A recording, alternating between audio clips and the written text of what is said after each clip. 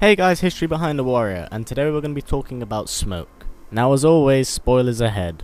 Pre-Mortal Kombat. Smoke's real name is actually Thomas Verbada. When growing up, Thomas had no supernatural abilities and was just a normal boy. Until one day, Thomas was kidnapped by a cult. Their intentions were to sacrifice the boy to a demon, and like that, Thomas would be burned alive. After his death, Thomas would return back to the mortal realm as an Enenra, a creature made up of smoke and vapor that is created from the slain souls of dead humans. Smoke then proceeded to kill all the members of the cult, in which after killing them all he returned back to his human form. Due to the shock that was created by this event, Smoke would suffer from amnesia and actually forget this entire situation. Later on at some point, Smoke would then join the Lin Kuei, in which he was used for stealth missions since he could just puff into a cloud of smoke and disappear. Smoke debuts in Mortal Kombat 2 as a hidden character alongside Noob Saibot and Jade. Since Smoke appears as a hidden character, there's pretty much nothing to say about him at this point till he gets his own storyline in Mortal Kombat 3. Mortal Kombat 3. Prior to Mortal Kombat 3, we find out that Kuai Liang, the younger Sub-Zero, and Smoke are on the run from the Lin Kuei. The reasoning behind this is because the two ninjas returned to the Lin Kuei after failing to complete a mission in which they had to kill Shang Tsung. When the two returned to the Lin Kuei, they found out that most of them had been turned into cyborgs. The Grand Master then insisted that the two ninjas be automated into machines. The two refused and ran away from the Lin Kuei. Sub-Zero was able to escape, however Smoke was captured by his peers and converted into a cyborg, going by the codename LK-7T2. Under the new programming of the Lin Kuei, Smoke was forced to hunt down his old friend and kill Sub-Zero. During the events of Mortal Kombat 3, Smoke was able to discover Sub-Zero's location. The two of them then proceeded to fight, with Sub-Zero trying to convince Smoke that he still had a soul. Eventually, Smoke began gaining consciousness of his body, and was slowly able to break away from the Lin Kuei's control. Finally becoming a free man, Smoke was able to do whatever he wished, in which then he decided to assist Sub-Zero in defending Earthrealm. During the events of Mortal Kombat 3, he teamed up with Sub-Zero to fight his former friends Sector and Cyrax. The two managed to defeat the cyborgs, however not long after this, Smoke was captured by Shao Kahn's forces. Smoke would then be decommissioned as a trophy and locked away in the bowels of Shao Kahn's fortress. Now Smoke disappears for a very long time, and he actually misses Mortal Kombat 4/Gold and Deadly Alliance. Mortal Kombat Deception. About a decade later, Smoke is discovered by the mysterious Noob Saibot. Noob Saibot then proceeds to reactivate the cyborg, whose nanotechnology is set with repairing and improving his systems. Due to his reprogramming, Smoke is now forced to obey Noob Saibot. Noob Saibot had a plan of using Smoke's template for a future army of cyber demons, in which he could then use to conquer the Netherrealm. Although he is forced into assisting Noob Saibot, it's been hinted that a part of his soul and his good nature still remains. There are a few hints such as Ashura's ending in Mortal Kombat Deception, and even in the Conquest mode where Smoke asks the Genko to send a message to Sub-Zero.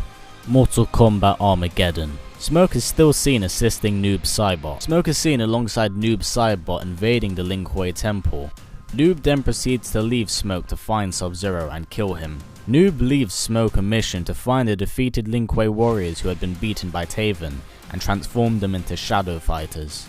Whilst converting some of the Lin Kuei warriors into shadow fighters, he is confronted by Taven. Noob and Smoke are eventually defeated by Taven and Sub-Zero. Sub-Zero states that we tried to make Noob remember his memories once more, but his plans with Smoke's currently are unknown. In a nice little twist, in the Battle of Armageddon we find out that Noob is still fighting on the evil side, and Smoke is actually seen fighting on the good side.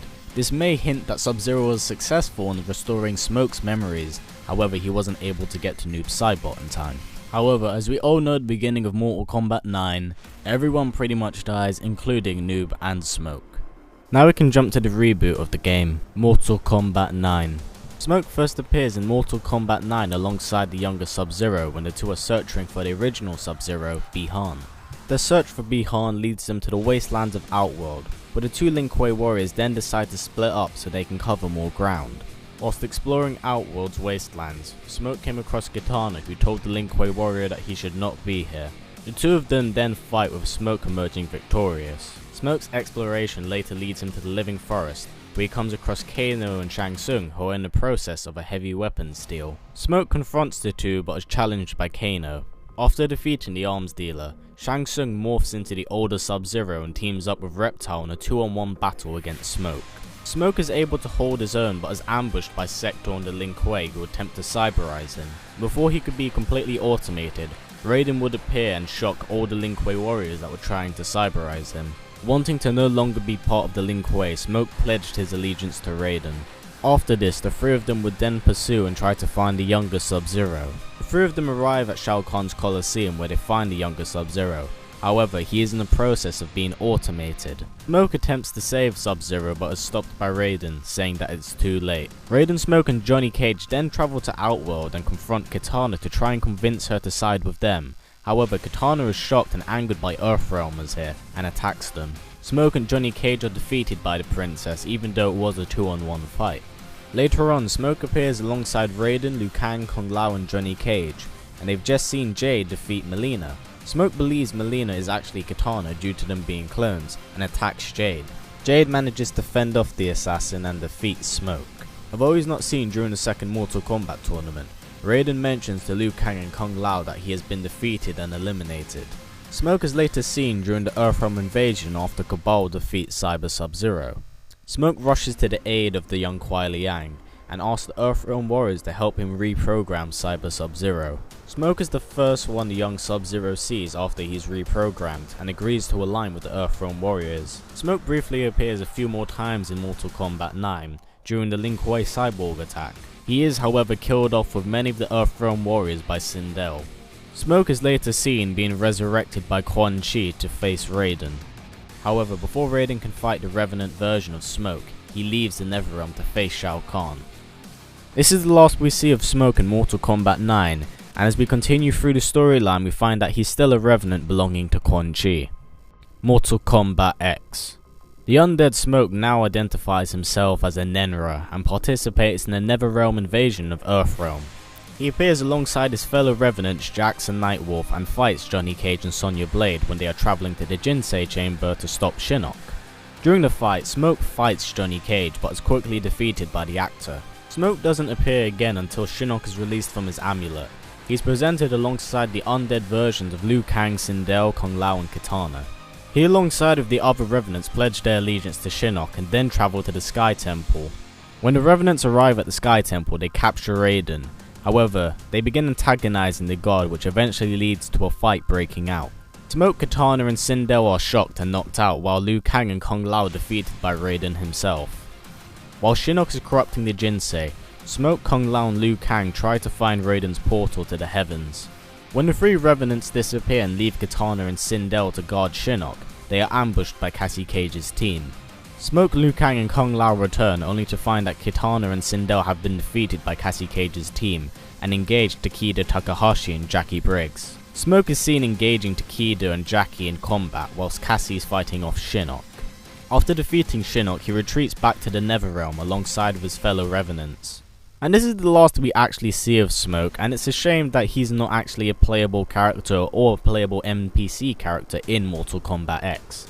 I speak for many of us Mortal Kombat fans when I say we want Smoke in a combat pack. But there's no doubt in my mind he'll eventually be released because there's so many people who want Smoke in the game, including that and Noob Saibot. Which reminds me, here's a preview for next week's episode. You're not brothers. Fear me.